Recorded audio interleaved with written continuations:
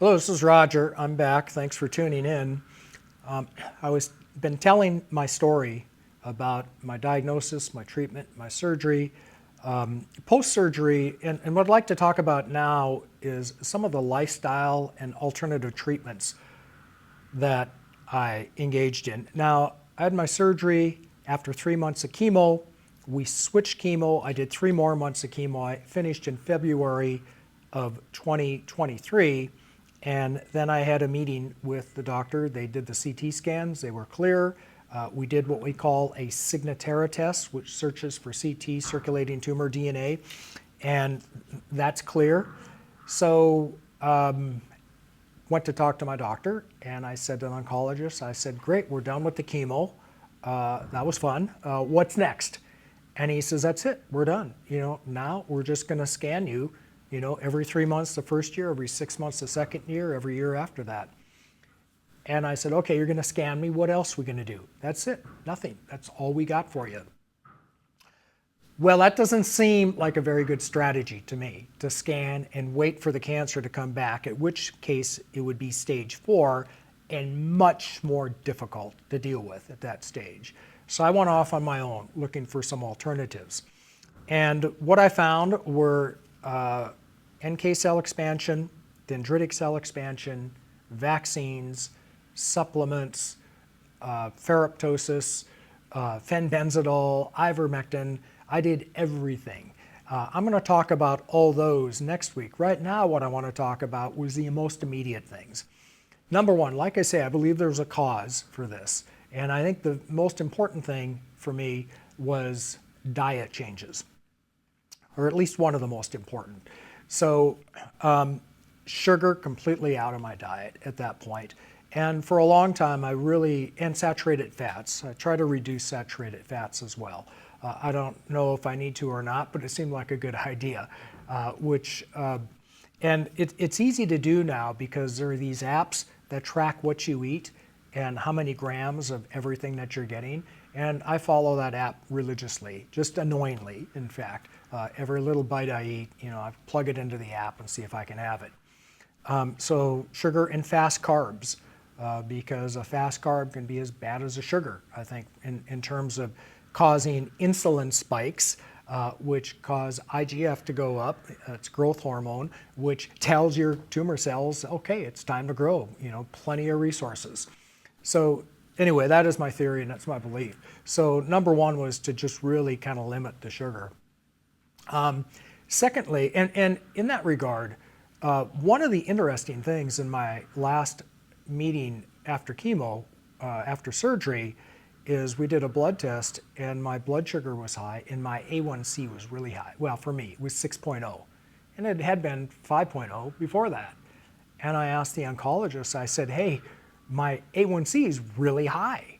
And he says, that's what happens after you have half your pancreas cut out. And I said, well, what are we going to do about it? And he says, nothing. You're just going to have to live with that. It's not a diabetic problem. You're not diabetic. It's just that you have half a pancreas, which makes insulin. It's making less insulin, so now your blood sugar is going to be higher.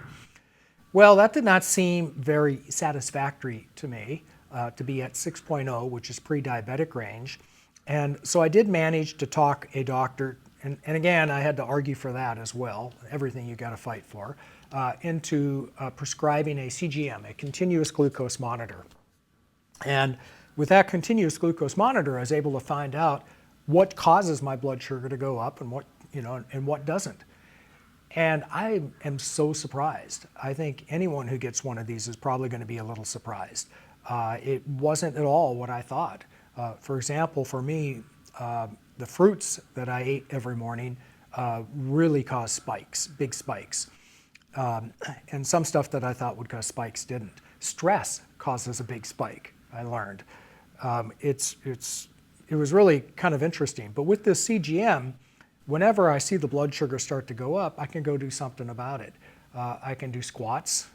They say 10 squats is as good as walking for half an hour in terms of bringing your blood sugar back down. Fortunately, I'm in a building that has 15 stories of stairs, so If I see it going up and down, I'll go walk up and down the stairs. I do that after every meal, basically. And I manage to have a walking treadmill under my desk. So even while I'm working, I can walk. If I see, because I keep an eye on my blood sugar. If I don't like where it is, I'll walk until I do like where it is. Now, my blood sugar, the last time I tested it, was back down to 5.0. Okay, remember the doctor said that wouldn't happen. Well, it did. If you keep an eye on it, and if you change diet and manage your activity level, it's something that can be managed. And I think that's really important for a cancer patient to manage that, especially a pancreatic cancer patient. The other thing was sleep. Sleep before cancer, there's BC and AD, right? Before cancer and after diagnosis. And BC, sleep was my lowest priority item. You know, it was the last thing in the world I worried about. You know, it was behind everything else. If I had to lose sleep, you know, I was going to lose sleep, no big deal. Well, now it is my highest priority item. You know, there's nothing that gets ahead of that. I get my sleep in, or I try. And the older you get, the harder it gets, no doubt. And I really try to avoid sleeping pills. So I don't have any magic bullet for that. You know, all I can say is I just do my best to go to sleep at the same time, you know, every night, and try to wake up at the same time every morning, and not mess that up on weekends, and avoid, you know, late night, all the stuff that you've all heard about. Avoid late afternoon coffee, etc. Exercise. I really picked up the strength training, mostly to help monitor the blood sugar, because the muscle is like a big reservoir. Muscle and even skeletal fat, oddly enough. It's like this reservoir for sugar. And the more muscle you have, I think the better able we are to tolerate higher glucose. So I'm trying to keep my muscle mass high, but without increasing any visceral fat. And that's really tricky. And fortunately, we have this thing called DEXA scans, where we can find out how well we're doing on that. Stress. Soon after my diagnosis, I remember a friend of mine who's a doctor, he said to me, when this is over, he says, you really need to get your stress under control. He says, I've been telling you that for 20 years. And I said, stress? I mean, what's that? I mean, that sounds kind of woo-woo to me. Like, how can stress cause cancer, or how can stress cause any disease? I just didn't really believe it until one day I'm sitting in therapy. And when you're in therapy, whether it's chemo or vaccines, whatever, you know, they're taking your blood pressure periodically. I don't know why. They just have to do that, I guess. And I walk in, they take my blood pressure, everything's fine. I took a call because I'm still working full time.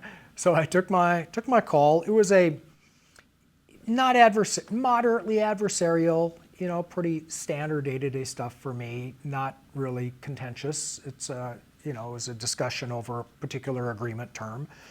And I didn't think much of it. And as soon as I hung up, they took my blood pressure again. And the nurse was like, dude, you know, you're off the charts. I said, what? He said, your blood pressure, man. I said, I don't know what you just did. You're off the charts. He says, you can't even leave. And I said, nah. And we sat there for a while, and he came back, you know, a half hour later, and he said, okay, now you're normal again.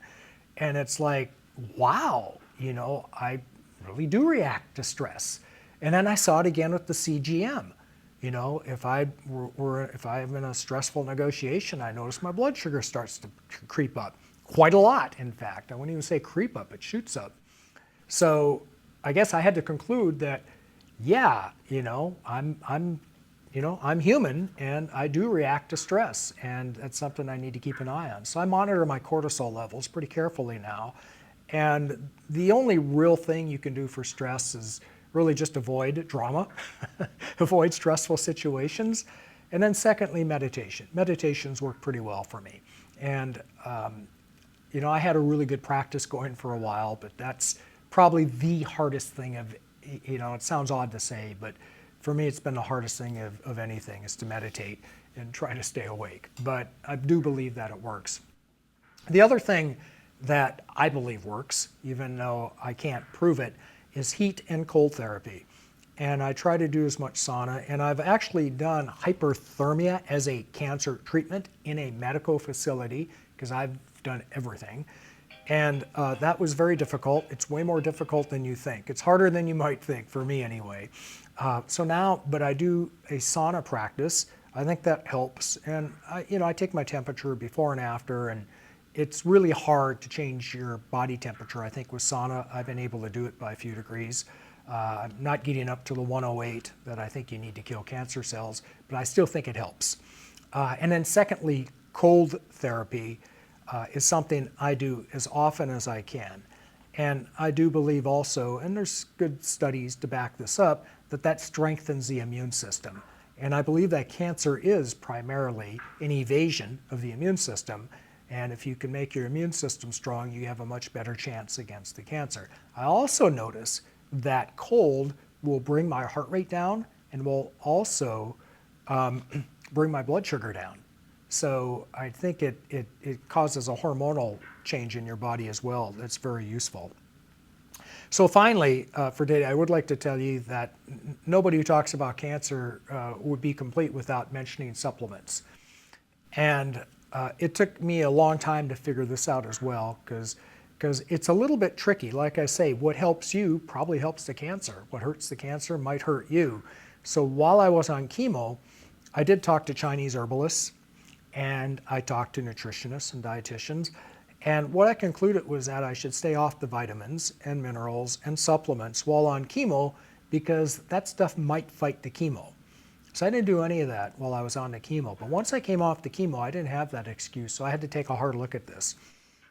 For sure, the vitamins I was deficient in, everybody agrees on that. D, right? Vitamin D. Can't stress that enough. B vitamins are useful. Even though there's studies out there that say that B vitamins may aid the cancer cells as well. I think it aids the immune system more. That's just my belief. Magnesium, selenium, zinc is important. And then there's several others. I take some specialized vitamins for mitochondrial health. I take several others that are antioxidants, curcumin, turmeric. I counted up one time, and I have maybe 100 different vitamins, minerals, and supplements. I don't take them all every day because I like my kidneys, and I'm a little worried about how they might interact. But I do take every day the ones that are super important, which are the ones I just mentioned. And then I take the other ones. And I've done this through consultation with naturalist doctors as well as an herbalist, as well as a dietitian. So I think I'm on the right track on that. But I also think everybody's different. And until you actually get testing, you're not really going to know which supplements you really need and which ones you should take. But that's what works for me. So thanks for joining in. Come back next time. I'm going to tell you about the vaccine treatment that I finally got, and which I think has worked really well for me.